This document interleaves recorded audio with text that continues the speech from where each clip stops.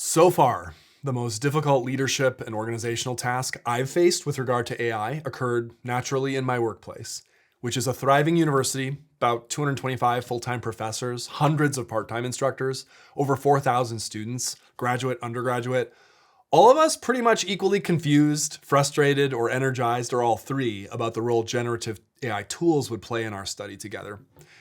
And there I found myself, the director of our efforts to lead academics with regard to their classroom AI use. These questions would also pertain to a high school environment as well as many businesses. Would our employees turn on each other, with users of AI accusing non-users of being resistant and slow, and then non-users accusing users of ruining our workplace, allowing administrators to replace professionals with machines? You can imagine the potential for conflict and misunderstanding in any number of settings.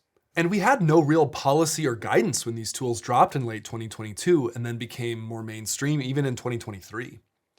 Here's a mistake I made in the first year. Silence, indecision, fear. Sure, we tried some teeny tiny interventions, but I didn't feel like it was enough. In hard times, there can be a pull toward inaction for fear of articulating something too soon or saying the wrong thing. How as leaders can we overcome this? How can thoughtful people of faith set a framework to deal with the most difficult questions technology throws at us in the years to come? My name is Brian Doak. I'm the Vice President for Digital Programs and Academic Innovation at George Fox University, where I've been a professor for the past 15 years. Today, we're going to be talking about AI in the human future, particularly as we consider the ways that people of Christian faith can be thinking about AI specifically, but also technology generally. If you're watching this and not a Christian, I think there are non-faith analogies or analogies from other religions that are parallel to some of the things I talk about here. So I really hope you'll still hang with me and feel included as we go about this journey. Okay, let's summarize where we've come so far. We've learned that we can and must go beyond merely prompting a chatbot over and over to do things. And we have to explore agents, the world of agentic AI, where we can use tools that go out and actually do additional second-order work for us. Some of these options are off the shelf, as it were, ready to go. We can ask these tools to synthesize data, build a slide deck or a one-pager with graphics, or read and prioritize our emails and calendars. We've learned that we have to feed good data into these products or we'll get less than good results. Higher level processes and tools are one thing. We also have to confront some of the more difficult human questions. How do we create change in an organization that we lead? Not just trying to get ahead ourselves, but trying to show others the way to make their vocation meaningful. And what happens when we confront questions about power and labor and layoffs and creativity and truth? This is heavy stuff, right? So now we turn to the issue at the center, at least for me in my role at a Christian university. Where does the faith perspective come into play? In our concluding video to the introductory series, for which we'll provide a link below, I framed this in terms of three major theological ideas that any Christian, or even anyone wondering how Christians talk about all this, need to understand. Those ideas were the image of God, the incarnation, and vocation. The fact that humans in the book of Genesis are uniquely created in the image of God, to take up that first example, means, I take it, that in the Christian theological vision, humans have this divine image, this character, and that we can't really go past it into something like post-humanism. By becoming human blood and skin and bone and flesh in the real person of Jesus Christ of Nazareth, God is incarnate, to take up that second category. And this not only somehow double dignifies the human person in the image of God, but also dignifies and elevates our entire material reality itself. This is crucial. Christians, in proper theological practice, are not trying to escape our bodies to achieve some higher spiritual or heavenly reality. So we want our use of technology to honor the material reality of the body. And by the way, computers and AI are also material, right? Electricity is material. Third category, by focusing on vocation, we recognize, along with Martin Luther's great insights during the Protestant Reformation, that ordinary human work is worthy of dignity, that God created work in the Garden of Eden, and that our work does not need to be in some particularly holy career, like being a pastor, to form us into a true priesthood of all believers. Our vocation is our calling. It is who we become. But what would be an advanced or beyond the basics spiritual stance toward AI? What would that even be? That's our task here, okay? I want to acknowledge that I don't have all the answers and that people from different traditions are going to approach this differently. So everything I say here is naturally provisional. But I don't see very much conversation or faith contextualization out there in churches or Christian institutions at all around technology, frankly. And this may reveal maybe a deep and dark truth that is hard for some of us to admit. Many American Christians have oriented their lives around success, around speed, and around power. Technology, make no mistake, offers success and speed and power above everything else.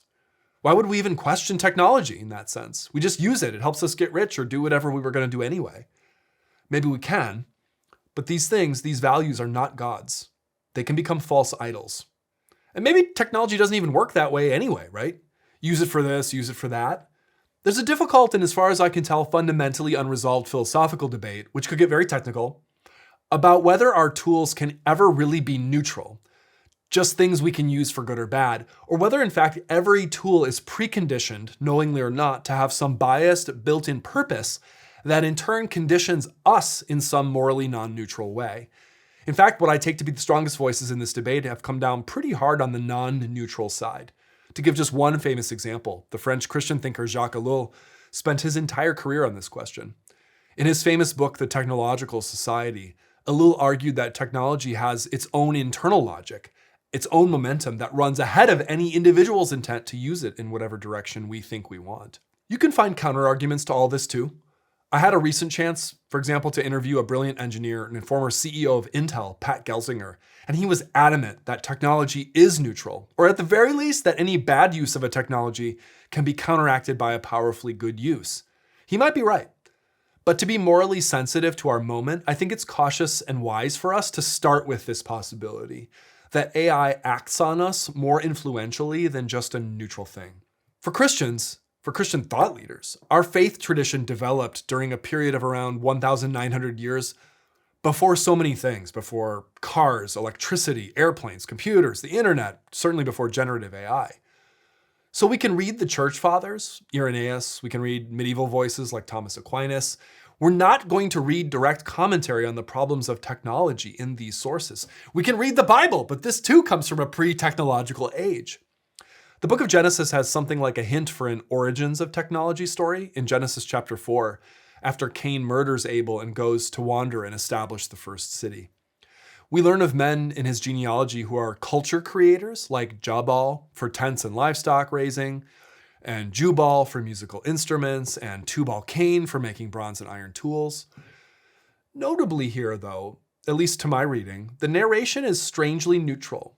No one says, "And Tubal-Cain was the first to make bronze and iron tools, but ye shall not do likewise, for technology is morally dangerous and not neutral." No one says that. That's not in the Bible. This is, in fact, a loaded moment in the text where we could get an explicit commentary. We don't. I think there's something notable about that. I will say, however, that this story in Genesis chapter 4 is a haunted one. At this point in the story, we've just witnessed the first murder, and these culture creators, as I said, are in the genealogical line of the murderer, Cain. So take that for what you will. But other writings that originated still in the ancient world, but after the Bible, like the early Jewish interpretive text, 1 Enoch, take the creation of tools and technology that we find in Genesis, repeat it, but then associate it with divination and magic and wickedness of all kinds. And I want to point that out just to note that that's something very different. That's not something explicitly given to us in the Bible. Here's a more direct question for us to consider. I take this from the Christian thought leader Andy Crouch from his book, Culture Making. He suggests that there are 5 questions that we can ask of any cultural artifact. What does this assume about the way the world is? What does this assume about the way the world should be? What does this make possible? What does this make impossible or difficult? And what new forms of culture emerge because of this artifact?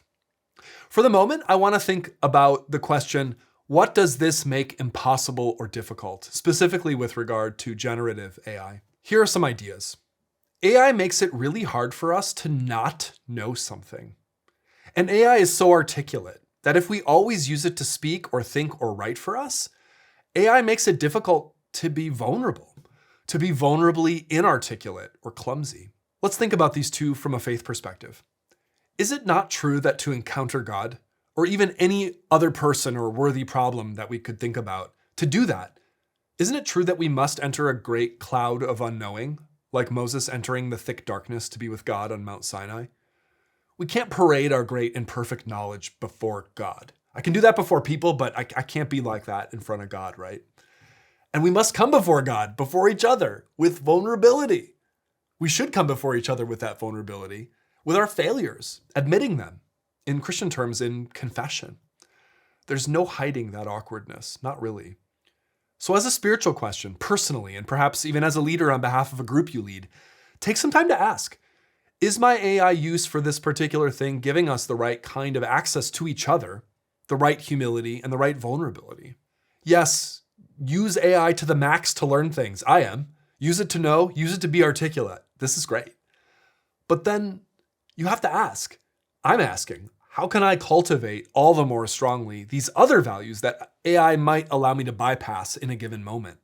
Maybe the time I quote unquote save by using AI is not always really saved, because now for my soul and for my community and my connection to my daughters and my wife and to God, I still have to do all the hard work of being a person that people have always had to do. With its dazzling speed, technology might trick me into thinking that work was already done, but it was not done.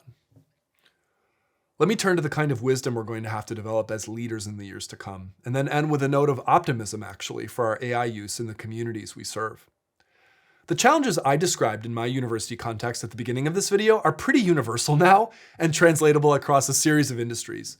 There's no way to avoid the fact that we're going to have to try things. We're going to watch, and we're going to have to measure how they go, and then we're going to have to adjust.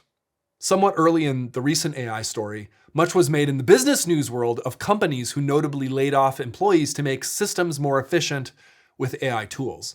And then these companies were forced to rehire much of that workforce back. Felt like a victory for the humans, right?